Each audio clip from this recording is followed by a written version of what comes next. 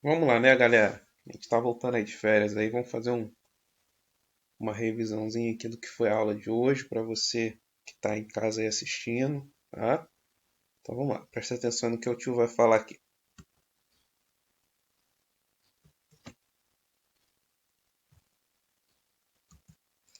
Então a gente tá falando hoje sobre trabalho de uma força.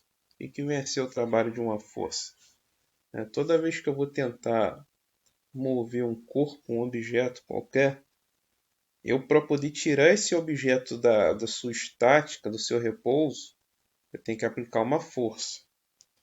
Dependendo de como eu aplique essa força, né, de como essa força está sendo incidida, né, essa caixa aqui, esse bloco, por exemplo, eu estou aplicando uma força em relação ao solo, em relação à região que eu vou fazer o deslocamento dele, essa força ela tem um ângulo, tá, que eu chamei de ângulo θ. Pois bem, o que vem a ser esse trabalho? Tá? Trabalho vai ser essa energia que eu vou gastar para tirar esse bloco de um ponto e mover até o outro ponto, tá bom? Como é que eu calculo esse trabalho? O trabalho vai ser força vezes o deslocamento. Que deslocamento? O deslocamento que você vai ter, né, de um ponto A até um ponto B, vezes o cosseno do ângulo. Que ângulo? O ângulo que a força faz em relação ao deslocamento, tá? Em relação ao deslocamento. Então, calcula esse trabalho como sendo força vezes o deslocamento vezes o cosseno do ângulo. Outro jeito que eu tenho de calcular o trabalho é que se eu tiver o gráfico, que gráfico, Renan? O gráfico da força pelo deslocamento. Galera, repara uma coisa, tá? A sua força ela tem que estar em newton e o seu deslocamento em metros. Por quê? Porque a unidade de trabalho no sistema internacional é joule. Então, nesse caso aqui que você tiver um gráfico, o seu trabalho vai ser igual, né, numericamente igual, melhor dizendo, numericamente igual à área do gráfico. Tá? Então você vai ver a figura que vai ser, se vai ser um retângulo, se vai ser um trapézio, se vai ser um triângulo, e você vai calcular a área desse gráfico, beleza? Então a gente calcula o trabalho sendo dessa maneira. Vamos lá, quero mostrar um negocinho para vocês aqui, uma animaçãozinha aqui. Tá aqui a fórmula que eu coloquei para vocês aqui, tá? Aí aqui ó, tem o Bart e o Homer, né? Me amarro nos Simpsons, eu gosto muito deles, tá? E a animação não quer ser produzida. Ah, beleza, essa foi. Essa aqui não quer ser, não tem problema, né? Essa aqui era a mais legal mesmo, não queria nem essa. Essas coisas acontecem com a gente, sem problema não. Então o que que acontece aqui nessa nossa animaçãozinha, né? Eu tenho uma força de deslocamento. Aí eu estou colocando aqui para você aqui, ó. Se o ângulo, esse ângulo em relação ao deslocamento, ele for maior do que zero e menor do que 90, então o cosseno do ângulo, né, vai ser maior do que zero. E o trabalho ele vai ter sinal positivo. Se esse ângulo aí, ó, vamos lá, ó, for maior que 90, ou seja, ó, 90 seria eu fazendo a reta aqui para cima. Se é maior do que 90, ele já está para cá, porque em relação ao deslocamento, o deslocamento está para cá, beleza? Se ele é maior, olha o esforço que o Bart está fazendo. Ele vai ter um cosseno negativo, tá? Então, se ele vai ter um cosseno negativo, o trabalho vai ter um sinal negativo, ou seja, significa que o trabalho realizado, né, a força realiza um trabalho resistente sobre o corpo, tá?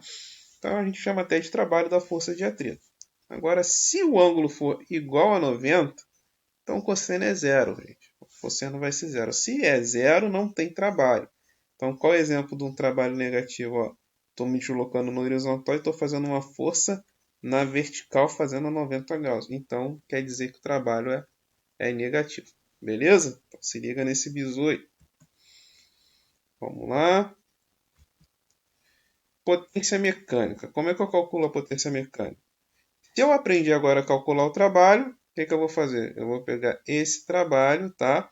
E vou dividir pelo tempo. Só que esse tempo ele tem que estar em segundo. Eu me amarro nesse resumãozinho assim de notação de mão, eu acho maneiro. Então, eu botei aqui até para vocês assim. Então, a potência, ele vai ser o trabalho dividido pelo tempo. É só isso, não é? Só isso, people. Tá? Tem outra maneira de calcular? Tem outra maneira de calcular? Até tem, mas para nossa revisão aqui, a gente vai ficar nessa aqui, tá? Trabalho dividido pelo tempo, tá? Até botei aqui, ó, força vezes deslocamento dividido pelo tempo. Também pode ser força vezes velocidade, tá? Mas tá, o que eu fiz aqui com vocês no exercício aí, tem uma aulinha só de exercício aqui, a gente vai usar esse aqui. Show? Rendimento, o que é rendimento? Rendimento é a gente considerar a potência útil pela potência dissipada, tá? E a gente vai ver qual é o rendimento, qual é a eficiência, né, da máquina. Então tem aqui, tá? Trabalho útil e o trabalho motor. Show? Outra coisa que a gente vai revisar, tá?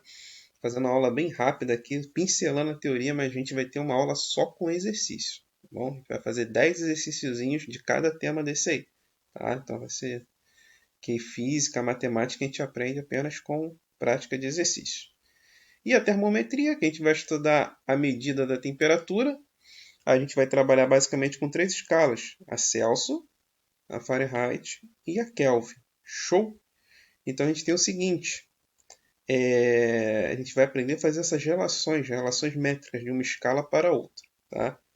E como é que a gente faz essa relação, tá? Aqui, ó. Não sei se está dando para vocês verem legal, tal. Para mim tá legal, né? Às vezes fica pequeno aí para vocês, né? Muitos dos alunos assistem aula no celular.